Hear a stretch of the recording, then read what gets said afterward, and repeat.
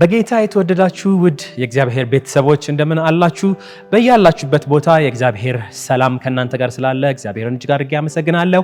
ይሄ አሁን ያለንበት ጊዜ ወቅቱ የተለያዩ ነገሮች ጆሮቻችን ውስጥ ሲገቡ እናያለን። መንገድ ላይ ስንጓዝ ትላልቅ ሞሎች መግቢያዎች ላይ በረቶችን እናያለን እና የሚያስደስቱ በጥሩ ሁኔታ ያሉ አህዮችን፣ በጎችን፣ እረኞችን በረት ነገር ጽዱ የሆነ የሚያምር በረት ነገር ተሰርቶ እያየን እንደሆነ ተስፋ አደርጋለሁና ይሄ ሲመጣ ሳለ ዓለም በዚህ ሰዓት ጌታ ኢየሱስ ክርስቶስ ተወልዷል ብለው የሚያስብበት ጊዜ ላይ እየደረስን ነው። በእኛ ታኅሳስ 29 በፈረንጆች ደግሞ አልፈነዋል ዲሴምበር 25። እውነት ጌታ ክርስቶስ በዛ ቀን ተወልዷልን? ይሄንን ጥያቄ እንድንመልስ እንዲሁም ደግሞ እንደ ክርስቲያን ደግሞ በዚህ ተወልዷል የተባለበትን ጊዜ በዚህ ጊዜ ውስጥ ገናን አብረን ብናከብር መጽሐፍ ቅዱሳዊ ነው ወይስ መጽሐፍ ቅዱሳዊ አይደለም? መጽሐፍ ቅዱስ እንዳታደርጉ ብሎ ይከለክለናል ወይስ አድርጉት፣ በዓል ያርጋችሁ አክብሩት ይለናል? ምን እንደሆነ በጋራ ለመመልከት እንሞክራለን። የሚገርመው ነገር በተለይ ይሄንን ገናን ክሪስማስን ብለን ስናስብ ሳለ አመጣጣቸው ወደ ኋላ ዞር ብለን ስንመለከት በተለይ የፈረንጆቹ አንድ ነገርን ያደርጋል። ሁለት አይነት ጎራዎች አሉ። የመጀመሪያው ይሄ በተለይ ዩሎገስ የሚባሉ በተለይ በጀርመኑ እንደዚህ ያሉ ቦታዎች ላይ ያሉ ዊንተር በጣም በረዶ በጣም ሲጠነክርባቸው አንድን ነገር ያደርጋሉ። ምን አይነት ልምድ አላቸው? ትላልቅ ዛፎችን ይቆርጣሉ። እነዛን ዛፎች ወደ እሳት ውስጥ ይጨምራሉ። ትላልቅ የሆኑ አይነት ልክ እንደ ካምፕ ፋየር አይነት ትላልቅ እንትኖችን ያደርጋሉ፣ እሳትን ያነዳሉ። ይሄንን ምንም በማሰብ ነው አሁን የበጋው ጊዜ የክረምቱ ጊዜ እያለፈልን ነው። ተስፋን ምክንያቱም አሁን ፀሐይ ይመጣል። ምክንያቱም ፀሐይ ሲኖር ነው ስለ አትክልት እጽዋት የሚያድጉበትን ሁኔታ እናውቃለን እና ፀሐዩን በጉጉት ይጠብቃሉ። ፀሐዩ ሲመጣ አብሮ እንቅስቃሴው ይበዛል፣ ግብይቱ ይበዛል፣ የተለያዩ ነገሮችን ያደርጋሉ እና ፀሐይ ይመጣል፣ ትልቁ ፀሐይ ይመጣል፣ ፀሐይ ትወጣልናለች ብለው በማሰብ ምን ያደርጋሉ? ትላልቅ እሳቶችን ያነዳሉ። ከዛ በዚህ ቀን አንዳንዶቹ ልክ የፀሐይን አምልኮ ብለውም የሚጠቀሱ አሉና ይሄ የክረምቱ ጊዜ በጣም ስለሄደ እንትን ስላለባቸው ስለበረታባቸው ያልፋል ብለው በማሰብ በዚህ ክረምት ጊዜ ትላልቅ እሳቶችን ያነዳሉ። ሌላው ደግሞ በሮም በኩል ደግሞ ወዳለው ስንመለከት በተለይ የፓጋን ስርዓቱ አንድ ምን አይነት በዓል አላቸው? ሳተርኔሊያ የሚባል አንድ በዓል አላቸው። ይሄ እንትን የሚያከብሩትበት በዓል። በዚህ በዓል አንድን ነገር ያደርጋሉ። ምን ያደርጋሉ? እነሱም ልክ ይሄው እንትን የመጣ ስለሆነ ይሄ ክረምት እያለፈ ነው። ስለዚህ ዊንተር በጣም ከብዷቸዋል እና ይሄንን የምናልፍበት ነው እነሱ ደግሞ በማለት በምን አይነት ሁኔታ ያሳልፉታል? ከባድ የሆኑ ድግሶች ይደረጋሉ። መብል መጠጥ፣ ትላልቅ ተርኪዎች ይደረጋሉ፣ ይቀርባሉ። ከዛ በኋላ ይሄንን ምግብ ይበላሉ፣ ይጠጣሉ፣ ይደንሳሉ፣ ይጨፍራሉና በቃ ያለምንም ቅጥ ያለምንም ገደብ ይሄንን በዓል በማሰብ በቃ ብለው ያከብራሉ። ያኔ ይሄ ገና ተብሎ የመጣ አልነበረም። የፓጋኖቹ ይሄ ሳተርኔሊያ ብለው የሚያከብሩት አንድ በዓል አላቸው እና ክርስትናው ሲመጣ በተለይ በሮም በኩል ባለው ሰዓት ላይ በጣም አስቸጋሪ ሆነባቸው። ይሄንን በዓል በጣም ይወዱታል። ይሄኛው ካልቸር አላቸው። ይሄንን ባህላቸውን ለማስቀጠል ይፈልጋሉ እና ደግሞ ወንጌልን ሲያገኙ ደግሞ እንዴት እናድርግ ብለው አሰቡና በተለይ እቺ ዲሴምበር 25 አካባቢ ስትደርስ ምን እናደርገው አሉ። በሮም የነበሩ አንዳንድ ክርስቲያኖች ወደ ጌታ የመጡ ከፓጋን ከዚህ ከዓለማዊነት ወደ እንትን የመጡ በቃ በዚህ ጊዜ ለምን ክርስቶስ ተወልዷል አንልም ብለው አመጡ። ስለዚህ ምን አደረጓት? ስርዓቱን ያደርጋሉ። ስለዚህ አሁን ዝም ብሎ ጭፈራ ለጣዖት የሚያመልኩት ሳይሆን ምን እናድርገው በማለት ክርስቶስ ተወልዶልናል በማለት። የሚገርማችሁ ነገር ግን አንድም ነገር ያደርጉ ነበር። ምን አይነት ደግሞ አስተሳሰብ ነበራቸው? በተለይ በዚህ በሁለቱ ጎራ አርጌ ላስቀምጠውና እንትን እንድናረገው በደንብ እንዲገባል። ይሄ የክረምቱና የበጋው ሁለት አምላክ አለ ብለው ያስባሉ። በክረምቱ አንድ አምላክ አለ፣ የበጋ ደግሞ ሌላ አምላክ አለ። ስለዚህ የበጋ ጊዜ የፀሐዩ ጊዜ ሲያልቅ በክረምት ጊዜ ይሄ የበጋው አምላክ ወይም ጣዖት ማን ጋር መጥቶ ይደበቃል ይላሉ? በጥድ ዛፍ ላይ ይደበቃሉ፣ እዛ ላይ ያርፋል ብለው ያስባሉ። ለምንድን ነው እንደዛ ያሉት? ሁሉም ነገሮቻቸው በተለይ ይሄ በረዷማ ሲዝን ላይ አበቦቻቸው ይረግፋሉ፣ ሁሉ ነገር ምንም አረንጓዴ የሚባል ነገር አይታይም። ስለዚህ አንድ ልምላሜን የሚያዩትበት ነገር ምንድነው ያላቸው? ጥድ ዛፍ ነው። ስለዚህ እዚህ ላይ ተደብቋል ብለው በማሰብ ምን ያደርጉለታል? ይሄንን ዛፋቸውን ምን ያደርጉታል? ቆርጠው ወደ ቤታቸው ያመጡታል። ምክንያቱም ከሁሉ ባለበት ሲዝን ውስጥ ብቸኛው አረንጓዴ ሆኖ የሚቆየው ዛፍ ያ ዛፋቸው ስለሆነ የጥድ ዛፍ ስለሆነ እሱን ወደ ጌታ ወደ ቤታቸው ያመጡታል። ምንን በማሰብ? አምላክ በዚህ ውስጥ ተደብቋል። የየትኛው አምላክ? የበጋው አምላክ። ስለዚህ ለእርሱ ምን ማድረግ ይጀምራሉ? ስጦታቸውን ያቀርባሉ። ልክ ዛሬ ብዙ ጊዜ በትላልቅ ሞሎች ላይ እንዳየነው እንግዲህ ጥድ ምናምን ከተቀመጠ በኋላ በዛ ውስጥ ምን ያደርጋሉ? የተለያዩ ስጦታዎችን ይደረድራሉ። ዓላማው በዛ አይነት ሁኔታ ነበር።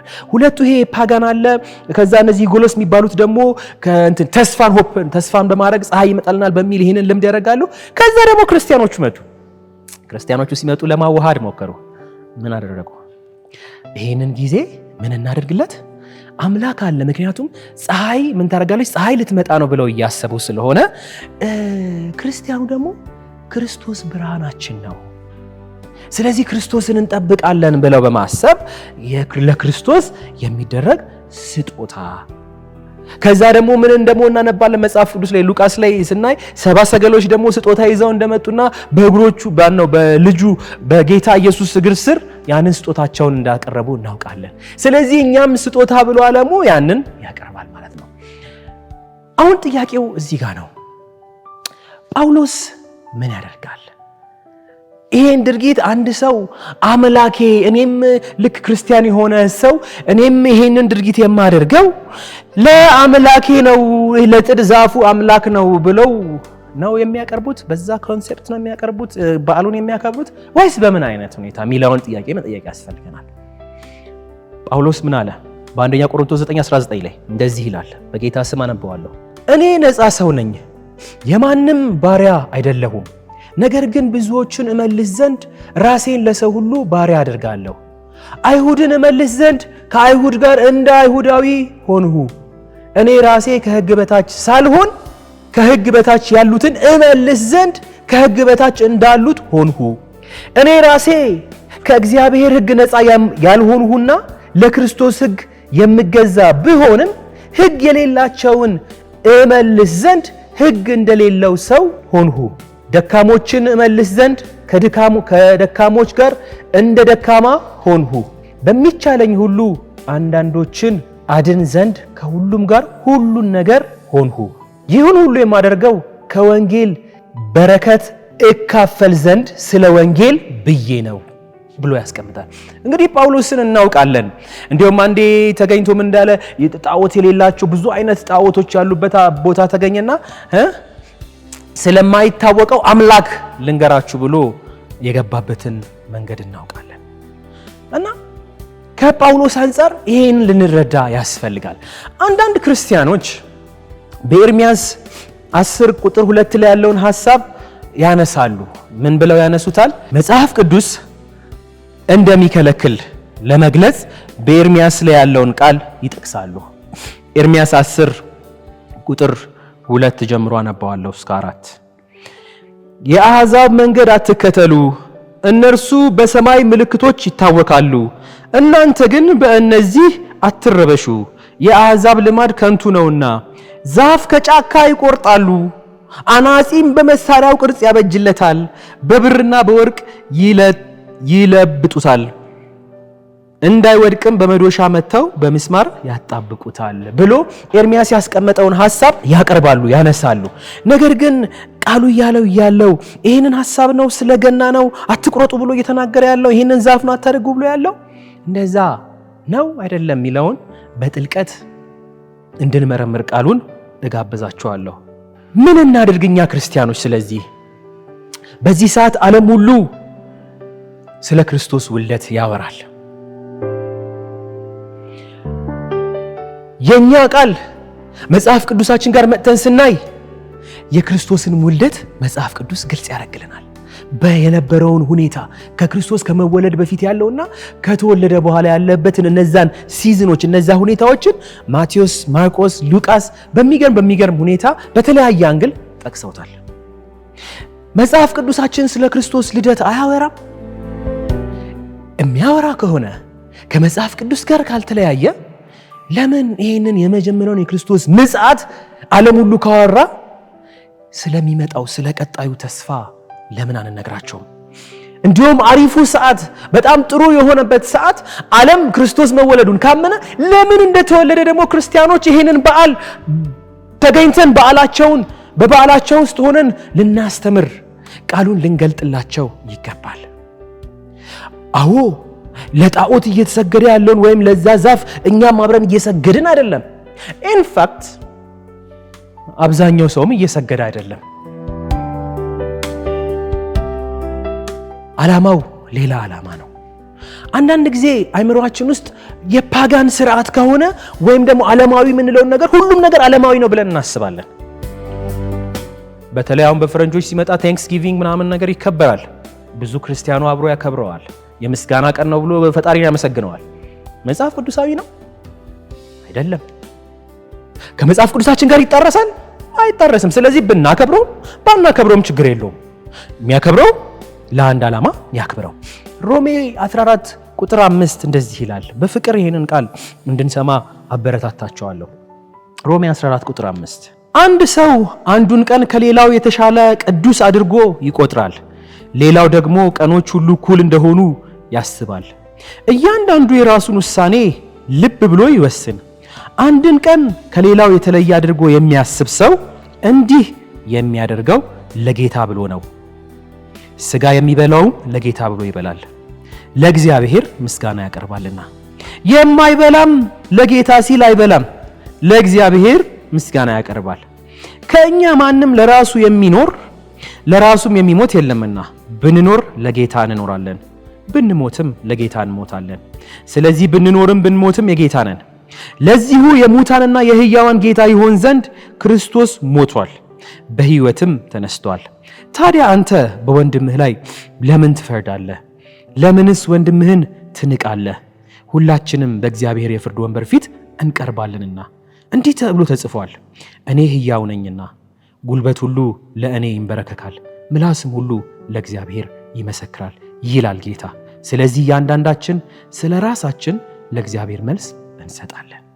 ስለዚህ ይህንን ሐሳብ ስንመለከት ሳለ ገናን አክብሩ ብሎ መጽሐፍ ቅዱስ ስፔሲፊካሊ ካላከበራችሁ እናንተ ስህተት ሰርታችኋል፣ ጌታን ንቃችኋል፣ የጌታን ውልደት አታምኑም ማለት አይደለም።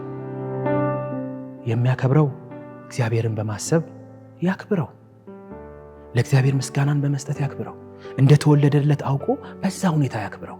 እኛም ነገሩ ገብቶን የክርስቶስን ውልደት ምንቃወመው አይደለም፣ ሃሌሉያ የምንልበት ነው። አማኑኤል ተብሎ ተስፋ የተሰጠን ነው። ግን ኤግዛክት ቀኑ እንዳልሆነ እኛም እናውቀዋለን፣ ዓለምም ያውቃል። በተለይ ብዙ ጊዜ ይሄ ዲሴምበር 28 25 ላይ የነበረው በዓላቸው እረኞች በጣም ከበረዶ ሁኔታ የተነሳ በእንትናቸው ላይ በሳር ላይ ወይም በተለያየ ቦታ ላይ በውጭ የሚያድሩበት ሁኔታ አይደለም ያላቸው። አረንጓዴ የሚባል ነገር የለም፣ ሳር የሚባል ነገር የለም። ብርዱ ደግሞ ከባድ ነው። መጽሐፍ ቅዱስ ሉቃስ 2 ላይ ሲነግረን ምን ይለናል? ለእረኞች መላእክቱ መጥቶ የምስራችሁ እንደነገራቸው። በዛ ብርድ ቀን ነው ብላችሁ ታስባላችሁ? በእንደዛ የምንንቀጠቀጥበት ሰዓት አይደለም፣ እንዳልሆነ እናውቀዋለን። ቄሳርም ህዝቡን ለመቁጠር የጠራበት ጊዜ እንደሆነ እናውቃለን። ቄሳር ህዝቡን ለቆጠራ የሚመችበት ጊዜ ሲጠራ በረዶውንና አመቺ ያልሆነውን ቦታ ይመርጣል ብላችሁ ታስባላችሁ? እንደ ፖለቲካ ያ ቀን ይመርጣል ብላችሁ ታስባላችሁ? አይመስልም። መጽሐፍ ቅዱስ ይህንን ቀን እንድናከብረው ልዩ እንድናረገው አይደለም። በዛው ልክ ደግሞ መጽሐፍ ቅዱስ የሚያከብሩትን ሰዎች ከመጽሐፍ ቅዱስ ጋር ባልተጋጨ ሁኔታ የሚያከብሩትን ሰዎች ይህንን ማክበር የለባችሁም፣ ስለ ጌታ ውልደት ማወቅ የለባችሁም ብለን የምንናገር መሆን የለብንም። ሁሉንም በቃሉ መዝነን በቃሉ መቀበል እንድንችል እግዚአብሔር ይርዳን። እግዚአብሔር ይባርካችሁ። እንጸልያለን። ጌታ ሆይ አማኑኤል ሆነ በእነዚህ ጊዜያቶች ራስህን ስለገለጥክ እናመሰግንሃለን። ጌታ ሆይ የቀኖች ጉዳይ የሉብንም። ጉዳያችን ትልቁ ነገራችን ግን አንተ ነህ ኢየሱስ፣ አንተ ነህ። አንተ ተወልደህልናል ለኛ ለኃጢአተኞቹ፣ ኃጢአታችን ለሚሸተው ለኛ፣ ተስፋ ለቆረጥ ነው ለኛ ተወልደሃል። የምስራችን ይዘመታል። ተቅበዝባዦች ሆነን እንዳንቀር እኛን ከሚጠብቀን ዘላለም ሞት ለማዳን አንተ ተወልደሃል። መወለድህን ብቻ ሳይሆን ቃልህን አክብረህ በዚህ ምድር ተመላልሰሃል። ሃሌሉያ። ይህንን ተስፋችንን እንድንጠማጠም እርዳን። ደሞ ዳግም እንደምትመጣ ቃል ገብተህልናል። እግዚአብሔር አምላክ ሆይ በተለየ ሁኔታ በዚህ የክርስቶስ ውልደት እንደሆነ ዓለም በሚያወራው ሰው የምታወራም ነፍስ የጌታ ውልደት እንደሆነ የምታውቅ ነፍስ፣ ነገር ግን አንተን የግል አዳኝ አድርጋ ያልተቀበለች ነፍስ ያ ትርጉም ከመብላት ከመጠጣት በላይ እንደሆነ ማወቅ እንድትችል እግዚአብሔር አምላክ ሆይ አንተ በወደድክ መልኩ በህልም በሰዎች በስብከት በቃል ውስጥ ተናገራቸው። አይኖቻቸው ደግሞ መብራት እንዲችል ማስተዋል እንዲችል አንተ እርዳ። በልጅ በኢየሱስ ስም አሜን። ተባረኩ።